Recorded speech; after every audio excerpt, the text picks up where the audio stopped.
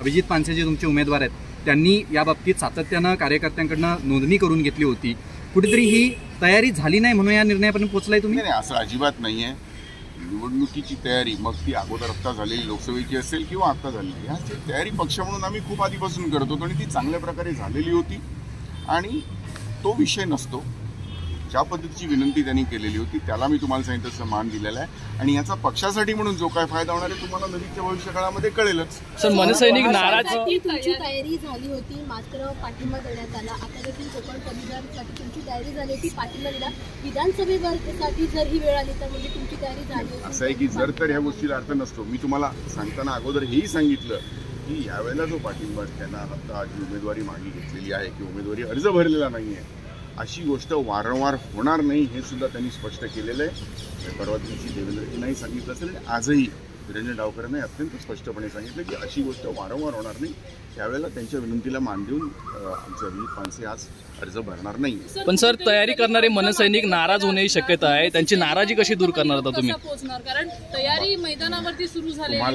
तुम्हाला जर लक्षात असेल तर महाराष्ट्र नवनिर्माण सेनेचा मनसैनिक हा राजसाहेबांच्या आदेशाचं तंतोतंत पालन करत असतो आणि त्याचा राजसाहेब जे काही निर्णय घेतात त्यावरती पूर्ण विश्वास असतो. त्यामुळे अशा पद्धतीची शंका जी तुम्हाला येते ती मनसैनिक येते असं मला वाटत नाही. ज्यावेळेला बिनशर्त पाठिंबा दिला होता त्यावेळेला अनेक कार्यकर्त्यांमध्ये उघडपणे नाही पण नाराजी होती. आता तुम्ही हा निर्णय घेतलाय, कुठेतरी कार्यकर्त्यांना गृहीत धरलं जाते मनसेकडनं? मला असं वाटत नाही. मी तुम्हाला सांगितलं राजसाहेबांच्या निर्णयावरती आमच्या सर्व महाराष्ट्र सैनिकांचा पूर्णपणे विश्वास असतो. ते जे काही करत असतात ते पक्षहिताचं असतं. कदाचित त्यावेळेला ते लक्षात येत नसेल पण कालांतराने ते होत असतं आणि पक्षाचा फायदा हाच आणि त्या मनसैनिकांचा फायदा हा त्याच्यामध्ये नक्कीच होत असतो. कदाचित तो कालांतराने कळतो. त्यामुळे असं मला वाटत नाही अजिबात की त्याच्यामध्ये मनसैनिकांचा कुठे नाराजीचा प्रश्न येतो. आमचा मनसैनिक हा राजसाहेब जे सांगतात त्या आदेशाचं तंतोतंत पालन करत असतो. आजही करतो, कालही करतो आणि उद्याही करत नाही. मोदींच्या शपथविधीला राज ठाकरे दिल्लीत उपस्थित राहणार का? याची कल्पना नाही. आता ही जे आपण बोलतोय हे केवळ या आजच्या निवडणुकीसंदर्भात बोलतोय.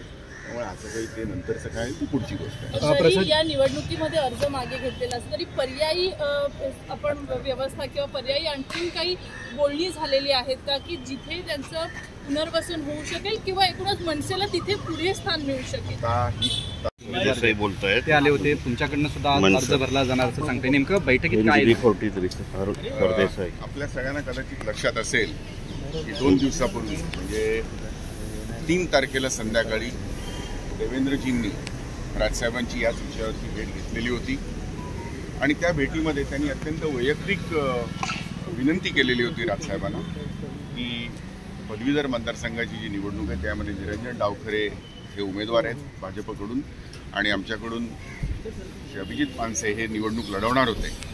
पण देवेंद्रजींनी स्वतः येऊन जी विनंती केली त्या विनंतीला मान देऊन राजसाहेबांनी आज असा निर्णय घेतलेला आहे की ते आमचे अभिजित पानसे या निवडणुकीचा अर्ज भरणार नाही. फक्त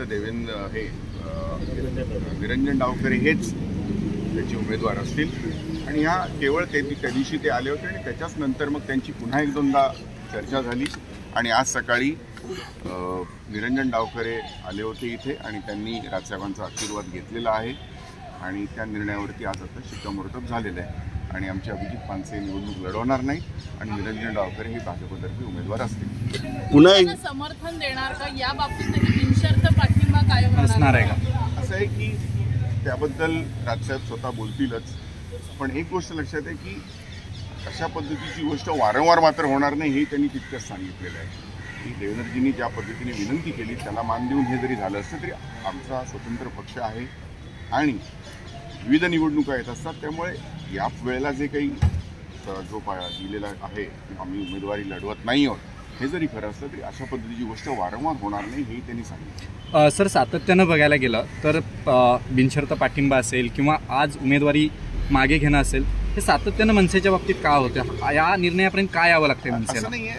राजकारणामध्ये बऱ्याच वेळेला अनेक गोष्टी अशा असतात की त्याच्यातून पक्षासाठी म्हणून होणारा जो फायदा आहे तो कालांतराने दिसत असतो. असं नाही त्या वेळेची ती घटना म्हणजे काय असा त्याचा अर्थ न लावता कदाचित तो दुरान्वयाने त्यांच्या डोक्यामध्ये जे काही असेल त्यासाठी पक्षासाठी ते स्वतःचा विचार करतच असतात. त्यामुळे तो तुम्हाला होणारा फायदा कदाचित नंतरच्या काळामध्ये कळू शकेल. पदवीधर मतदारसंघाची तयारी मनसेनं जोरदार केली.